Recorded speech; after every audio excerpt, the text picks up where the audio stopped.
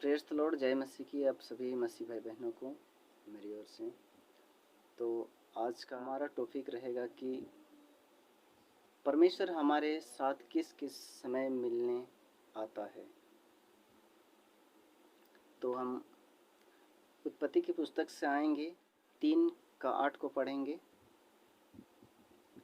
तब यहोवा परमेश्वर जो दिन के ठंडे समय बटिका में फिरता था का शब्द उनको सुनाई दिया। तब अदम और उसकी पत्नी बटिका के वृक्ष के बीच यहोवा परमेश्वर से छिप गए। तो परमेश्वर आदम और हवा के साथ में दिन के ठंडे समय में उस सुबह को मिलने आया करता था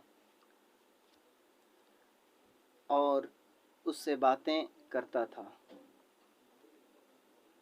लेकिन आज हम किस किस समय में उठते हैं और हम प्रार्थना करते हैं या परमेश्वर की खोजी करते हैं। हम जब खोजी करेंगे तो परमेश्वर हमें मिलने आएगा। निर्गमन 14:24 में हम देखेंगे, और रात के अंतिम पहर में यहोवा ने बादल और आग के खंभे में होकर मिस्रियों की सेना पर दृष्टि करके उन्हें घबरा दिया। तो परमेश्वर रात के अंतिम पहर में यहाँ पर भी मिस्रियों के साथ में उन्हें बचाने के लिए परमेश्वर फिर से उपस्थित हो गया और उन्हें मिस्री की सेनाओं को घबराहट में डाल दिया कि इनके साथ परमेश्वर है कह के। तो परमेश्वर हमें रात के अंतिम पहर में सबसे अधिक प्रसन्न होता है कि ये मेरे लिए कितना जागता है, मेरे लिए कितना ये क्या कर रहे हैं कह के। तो निर्गमन 19:16 को भी हम देखेंगे। जब तीसरा दिन आया तब भोर होते ही बादल गरजने और बिजली चमकने लगी और पर्वत पर काली घटा छा गई। फिर नरसिंगा का बड़ा भारी शब्द हुआ और छावनी में जितने लोग थे सब कांप उठे। तो परमेश्वर ऐसे भोर को ही हमसे मिलने आता है अधिक, और वो अधिक प्रसन्न होता है। जब तीसरा दिन आया तब भोर होते ही बादल गरजने और बिजली चमकने लगी और पर्वत पर काली घटा छा गई। फिर नरसिंगा का बड़ा भारी शब्द हुआ और छावनी में जितने लोग थे सब कांप उठे। तो परमेश्वर आने का अपना अलग अलग तरीका दर्शाता है। यहाँ बादल के रूप से आया, बिजली की चमक के रूप से, और वो पर्वत पर काली घटा की छा गई और परमेश्वर वहाँ उतरा, बाइबल बताती है।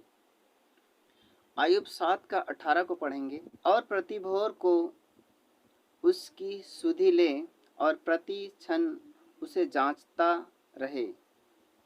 परमेश्वर एक व्यक्ति को, एक विश्वासियों को कैसे जांचता है और किस तरीका से उसके करीब आना चाहता है। अगर वो व्यक्ति प्रार्थना कर रहा है तो उसके पास आएंगे और प्रभु उसके साथ में बातचीत करेगा। जो अपने धर्मी पर उसकी नज़र हमेशा पड़ी रहती है। तो इसलिए यहाँ कहता है, और प्रति भोर को उसकी सुधि ले और प्रति क्षण उसे जांचता रहे। तो परमेश्वर बिल्कुल हमें सचमुच हमें जांचता है, हम किस समय उठते हैं और हमारी प्रार्थना उस तक कब पहुंच रही, नहीं पहुंच रही, उसे जांचता है। तो इसी तरह दाऊद भी कहता है भजन संहिता 5:3 में, हे यहोवा भोर को मेरी वाणी तुझे सुनाई देगी, मैं भोर को प्रार्थना करके तेरी बाट चाहूँगा। तो दाऊद भी कहता है मैं भोर को, दाऊद जान रहा है कि परमेश्वर भोर को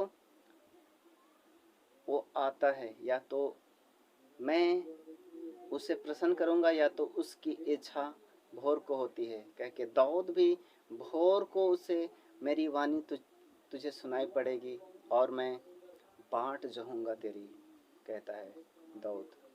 तो हमें भी इसी तरह से भोर को उठना है और हमें प्रार्थना करना है कि प्रभु बहुत से आशीष देगा। हमारे साथ में किस समय प्रार्थना करना चाहिए, सुबह सुबह हमें उठकर प्रार्थना करना चाहिए 4 बजे, तो प्रभु हमें बहुत से आशीष देंगे। और भी हमें जागते रहो और प्रार्थना करते रहो कि तुम परीक्षा में ना पड़ो। कहा कि प्रभु यीशु मसीह आने के दिन में ऐसे होगा जिससे कि सूरज का प्रकाश जाता रहेगा और चांद का और तारागण गिर पड़ेंगे। तो मत्ती 24:29 में कहा है, और जैसे 13:10 में भी कहा, यिर्मयाह दानियेल भी कहा है इन बातों को। तो आप सभी को इस वचन से बहुत बहुत परमेश्वर आशीष दे। आमीन और आमीन।